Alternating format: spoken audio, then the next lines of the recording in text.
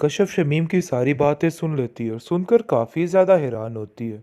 और अब्दुल बारी से कहती है कि अरे भाई ये क्या रोज़ रोज़ की चिच्ची की सूरतें लगा रखी है। माना कि ये एहतराम की जगह पर हैं, लेकिन इनका क्या मतलब बनता है हर आए दिन मुझे जलील करने का। सबके सामने जब देखे कोई ना कोई महफिल लगा के खड़ी हो जाती हैं और कोई ना कोई ऐसी बात कर देते हैं कि मेरा दिल कट कर रह जाता है। मैं आप लोगों के जुल्म सितम बर्दाश्त कर रही हूँ, इसका मतलब ये नहीं है कि मैं कुछ बोल नहीं सकती हूँ। आप खुद अपनी ज़ुबान में इनको समझा दीजिए। ये अपनी ज़ुबान को थोड़ा कंट्रोल में कर ले तो बेहतर है। जिस पर आप देखेंगे कि अब्दुल बारी कहता है कि मैं मानता हूँ कि वो सब कुछ गलत कहती हैं। तुम उनकी बातों को दिल पे मत लिया करो। मैं उनको काफ़ी दफ़ा समझाने की कोशिश करता हूँ, लेकिन वो और ज़्यादा चिढ़ जाती हैं। अपने उस क्लिनिक वाले वाक़ये के बाद तो उनका कोई हश्र नहीं रह गया है। इसलिए उनको थोड़ा बहुत स्पेस चाहिए। जिस पर आप देखेंगे कि सरवत कहता है, देखो कश्यप मेरी बात गौर से सुनो। बहुत ज़्यादा परेशान है बेचारी शमीम। सारे घर को हैंडल करने वाली वो ही थी, और एकदम से उसके साथ क्या वाक़या हुआ है ये तुम बड़े अच्छे तरीके से जानती हो। इसलिए बेहतर यही है कि थोड़ा बहुत तुम भी अपने अंदर लचक लेके आओ और थोड़ा सुकून पैदा करो, क्योंकि मुझे नहीं लगता कि तुम्हारा रवैया मेरी बेटी शमीम के साथ ठीक है। देखो तुम्हें नसीम से मसला था, नसीम यहाँ से चलेगी, बेचारी शमीम के अलावा इधर है कौन? तुम्हें समझ क्यों नहीं आ रही है? घर को ऐसे नहीं बनाया जाता है। लेकिन आप देखेंगे कि कश्यप इस दफ़ा साफ साफ कह देती है, देखिए उन जैसी औरत के साथ इस तरह से पेश आना बिल्कुल बेहुरमती है। यानी कि वो औरत इस काबिल नहीं है कि उनके साथ मैं तमीज़ से बात करूं या कुछ भी ऐसा करूं, क्योंकि उनको जितना हम लोगों ने इज्जत दे रखी है वो हमारे सरों पे चढ़ के बैठी हुई हैं। उनको नीचे उतारना बहुत ज़रूरी है। कितनी दफ़ा तो लोगों से जलील हुई है ये शमीम भी, लेकिन उसको बिल्कुल समझ नहीं आ रही है। लेकिन अभी भी उसकी ज़िद और हठधर्मी वहीं की वहीं खड़ी हुई है। दूसरी तरफ शमीम कहती है तुम तो चुप ही कर जो, क्योंकि तुम्हें कुछ बोलने का फ़ायदा नहीं है। तुम हमेशा से यही चाहती थी और यही हुआ। मुझे तो ऐसा लगता है कि तुमने जानबूझकर ये सारी गेम रचाई है ताकि तुम मुझे नीचा दिखा सको। जिस पर कश्यप कहती है कि आपके साथ बहस करने का कोई भी फ़ायदा नहीं है। मैं जानती हूँ कि बिल्कुल बेफजूल है।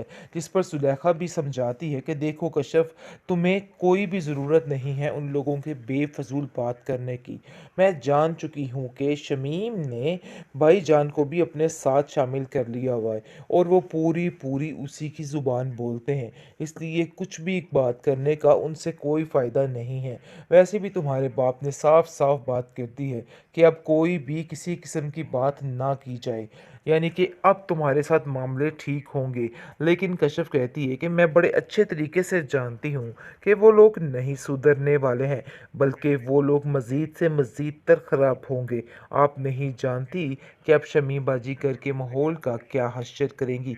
ऐसा ही होता है। अब उनके पीछे हाथ धो के पड़ चुकी है और उनको कहती है कि आप दोनों यहाँ से निकल जाएं, क्योंकि जहाँ पर मेरी मर्ज़ी कोई नहीं चल सकती वहाँ मैं किसी को नहीं रहने दूंगी। लेकिन जी साफ बात है, सायरा दूसरी तरफ काफ़ी परेशान है और बार बार यही सोच रही है कि रज़ा अपनी ज़िंदगी में कितना खुश है। लेकिन सब उसको समझाने में लगे हुए हैं कि तुम्हें परेशान नहीं होना। वो लोग ऐसे नहीं थे जिनके साथ गुजारा होता, इसलिए जो होता है अच्छे के लिए होता है। बहुत जल्द शुमैला भी वहाँ से फ़रार होने वाली है, क्योंकि वो भी इन जैसे लोगों में हरगिज़ नहीं रह सकती, क्योंकि कुछ ही दिनों में आरफा इसको सेट कर देगी।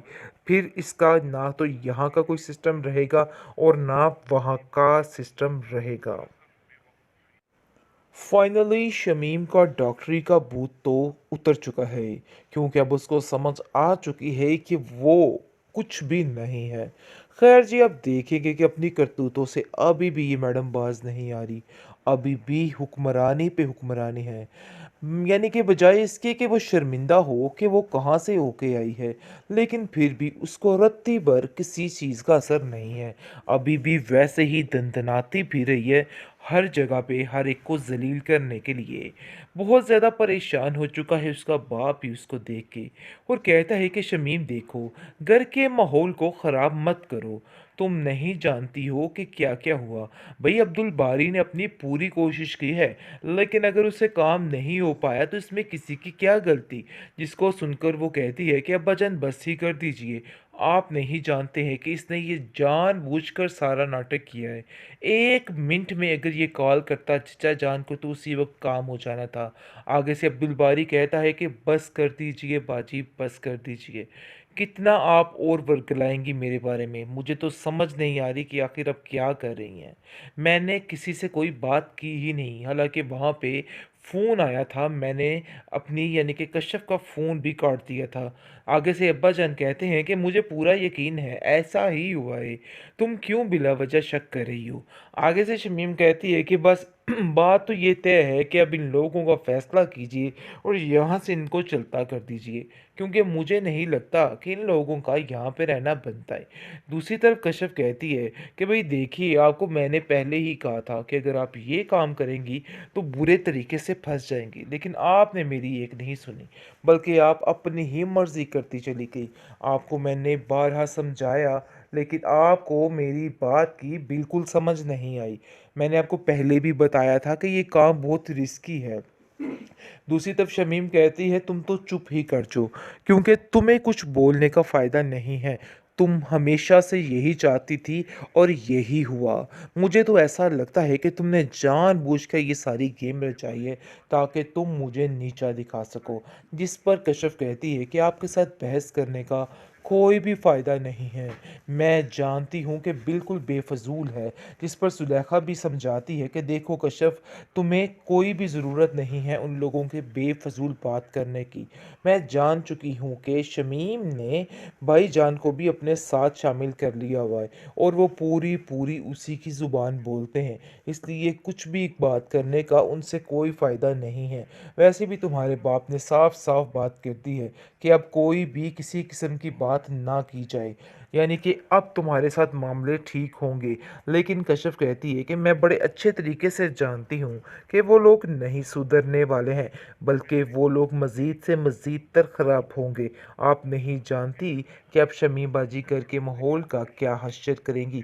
ऐसा ही होता है। अब उनके पीछे हाथ धो के पड़ चुकी है और उनको कहती है कि आप दोनों यहाँ से निकल जाएं, क्योंकि जहाँ पर मेरी मर्ज़ी कोई नहीं चल सकती वहाँ मैं किसी को नहीं रहने दूंगी। लेकिन जी साफ बात है, सायरा दूसरी तरफ काफ़ी परेशान है और बार बार यही सोच रही है कि रज़ा अपनी ज़िंदगी में कितना खुश है, लेकिन सब उसको समझाने में लगे हुए हैं कि तुम्हें परेशान नहीं होना। वो लोग ऐसे नहीं थे जिनके साथ गुजारा होता, इसलिए जो होता है अच्छे के लिए होता है। बहुत जल्द शुमैला भी वहाँ से फ़रार होने वाली है, क्योंकि वो भी इन जैसे लोगों में हरगिज़ नहीं रह सकती, क्योंकि कुछ ही दिनों में आरफा इसको सेट कर देगी। फिर इसका ना तो यहाँ का कोई सिस्टम रहेगा और ना वहाँ का सिस्टम रहेगा।